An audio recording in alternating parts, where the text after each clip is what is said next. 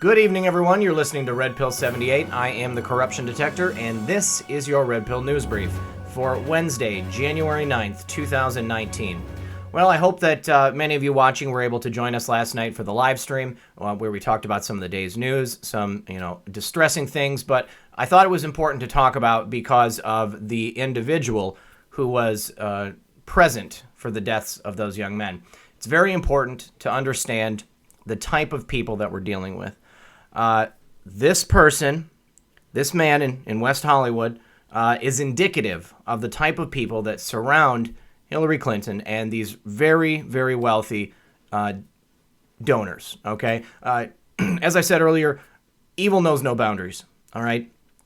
Religion, race, gender, it doesn't matter, all right? Humanity has an issue, okay? And this is what we're addressing. Now, if you remember the speech from last night, a lot of people were disappointed that the president did not declare a national emergency. He basically came out and stated that it was worthy of being considered a national emergency. But President Trump is such a gentleman. He wants the Democrats to come to the table. He wants them to acquiesce and give in to the desires of not only President Trump, but also the American people. All right. Now, if they choose not to, then he's going to have to call a national emergency, and we're going to have to get the wall built in the way that we're all hoping it will be. Now, this article from the Daily Caller, a poll shows that 79% of Americans think there is a border crisis or a problem. A vast majority of American voters believe that the United States is facing a crisis or a problem on the southern border, according to a new poll by Politico and Morning Consult. While less than half of those surveyed, 42%, agree with President Trump's assertion that the border is in a crisis, another 37% concede that there is a problem, meaning 79% of voters believe the situation at the border is a serious issue. Only 12% of voters polled said the situation at the border is neither a crisis nor a problem. According to data from Customs and Border Protection, an average of nearly 2,000 immigrants are apprehended at the border each day attempting to cross illegally into the United States. The poll, which was conducted January 4th through 6th during the second week of the partial government shutdown, also found that 44% of respondents support a border wall. While Trump previously took credit for the government shutdown in an Oval Office meeting with then House Minority Leader Nancy Pelosi and Senate Minority Leader Chuck Schumer, he is now shifting the blame to Democrats, who he says are refusing to negotiate until the government is reopened. However, 47% of those polled say Trump is mostly to blame, and just 33% say Democrats are to blame for the continual shutdown. Well, they didn't call me, and if they would have, I would have definitely said that the Democrats are the ones to blame. They can put together a budget which denotes $54 billion for programs outside of the borders of the United States, but they can't put $5 billion aside to secure our borders. I said it before, no borders, no country, all right? Our sovereignty, our very way of life is at risk, all right? We've got a lot of problems here, and we do not need additional third world problems coming here, setting up shop, taking jobs from people who would be willing to do them, or generally just making life worse for everyone. Have you guys seen pictures of San Francisco or Los Angeles? It's disgusting. It looks like a hell on earth, third world nation status, all right?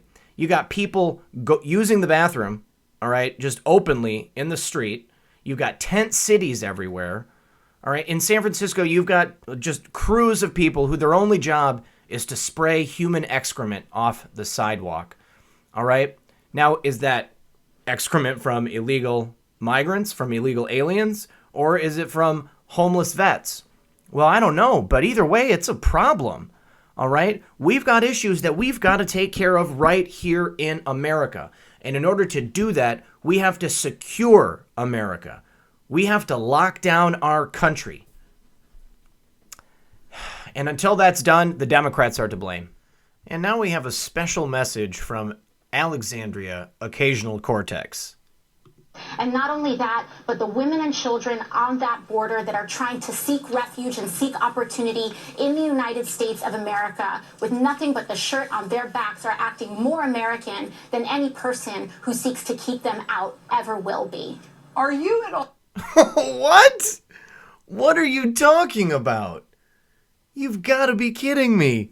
More American than actual Americans. No, I can't even right now. And now we have a special message from CNN on the crisis at the border. Or is there? All the political posturing is doing nothing to solve a heartbreaking crisis at the border. Still ahead, the crisis at the border is growing. There's a crisis going on there, and it needs to be dealt with. And Congress What is it, a crisis just because you call it that? It down. We don't have a crisis at the border. It all depends on, how you say there's a national emergency and a crisis at this moment when there wasn't one before. It just goes to show you that they will do anything to obstruct Donald Trump and his agenda. Doesn't matter what he says. Okay? He can agree with them. And 5 minutes later, they disagree. And in yet another attempt to deal with not only the crisis at the southern border, but the overall issue of human trafficking, President Trump signed some landmark legislation today. Let's listen in. My administration has made the fight against human trafficking one of the highest priorities. Today's bill marks the fourth robust piece of bipartisan legislation, and it is bipartisan, I have to tell you. The Democrats have been great. That I've signed in just the last few weeks. We have a couple of others here that are already signed, having to do with the same situation. Little different, but all related. And it's just over the last couple of weeks that we've signed this. It's been a very strong priority, but it's not easy getting everyone together. But this was, Chris, I would say about as easy as it gets, because this is a problem that there is no definition of the other side.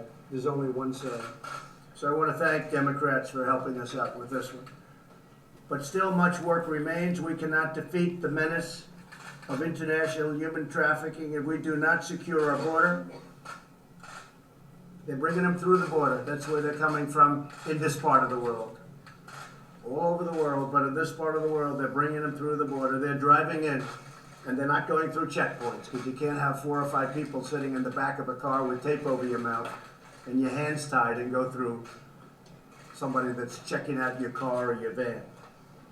Unsecure borders allow traffickers clear passage to transport their victims. And just like President Trump said, the issue is the porous border, okay? All of that unprotected country down there makes it so easy for human traffickers to bring these people across, to bring these children across the border, all right? It is not only our duty as Americans, but our responsibility as human beings to seal up our southern border and to stop these people from committing these horrible, heinous acts. It's really time that we did something about it, and President Trump is the first president who's really seriously attempted it. All right, next, another from the Daily Caller. James Damore, I hope y'all remember him. James Damore was the Google employee who wrote that memo detailing how the issues at Google were diversity and, forced, I guess, sensitivity and stuff like that. But James Damore claims he was well aware of Google's secret Chinese search engine. Former Google engineer James Damore claimed Tuesday that he was only one of a handful of employees working on a now decommissioned Chinese search engine before the company fired him. Damore claimed on Reddit that he was one of about 100 people involved with Dragonfly, a search engine the company was creating to comply with China's censorship laws. He was responding to a Reddit user who claimed to be a Google executive involved in firing Damore. I was involved in the internal decisions involving James Damore's memo, and it's terrible what we did to him, a user identifying themselves as tired of lying for Google claimed. The user went on to lay out the plan Google constructed to fire Damore without having to face too much backlash. We needed to make an example of Damore, tired of lying for Google noted. Looking for some excuse to fire him, we spied on his phone and computer. We didn't find anything, although our spying probably made his devices unusably slow, preventing him from organizing support from within the company. The user created the Reddit account in December, according to their profile. Damore, for his part, appeared to confirm at least parts of Tired for Lying for Google's story, particularly some of the language that the latter used to explain their role at Google. I was one of about 100 employees that knew about Dragonfly, he said in the reply. I also did report several legal issues in search that they probably haven't fixed. My phone and computer were also extremely slow after the document went viral. Other Redditors pointed out that Damore talked about his phone problems during a 2017 episode of the Joe Rogan Experience. Damore was fired in 2017 for internally publishing a memo outlining his views on gender differences and how they affect females in the tech industry. The memo, which was leaked to the media, also described Damore's view that there is a lack of freedom to express personal opinions at Google. He claimed that his association with Dragonfly was not public knowledge. Google employees working on Dragonfly use data from 265.com, a Chinese-language web directory service widely considered China's most used homepage. The service provides Chinese visitors with news, updates, and information about financial markets, among other resources. It also allows Chinese citizens to search for websites, images, and videos. The company uses 265.com as a type of clearinghouse for market research, storing information about Chinese users' searches before sending them along to Baidu, a popular search engine in China and one of Google's biggest competitors. American companies must share technology and resources with Chinese companies if they wish to do business in China. Other major Silicon Valley companies have been required to use similar techniques to gain a foothold in the communist nation. Tesla and General Motors are among 200 companies transmitting position information and other data to government-backed monitoring centers in China, the Associated Press reported in November. The information is regularly cobbled and delivered without citizens' knowledge. Jennifer Kaiser, a spokeswoman for Google, refused to comment on Damore's claims and those made by Tired of Lying for Google, but she did direct the Daily Caller News Foundation to past statements Google made regarding the lawsuit. Neither Damore nor Tired of Lying for Google have responded to the DCNF's request for comment.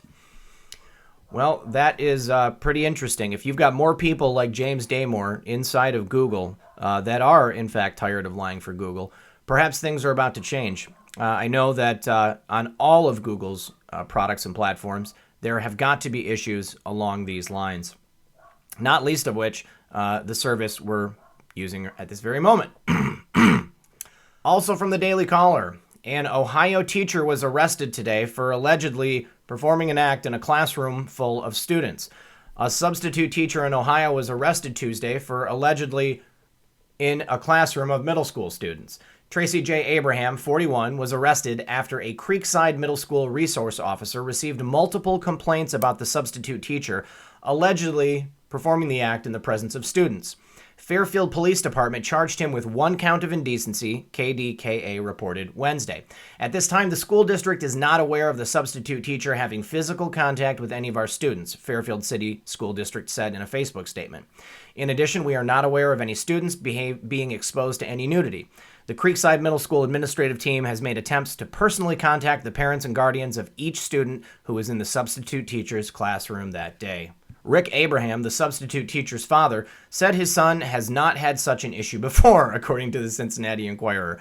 I don't think that what they saw is really what was happening, Rick Abraham said, the Enquirer reported.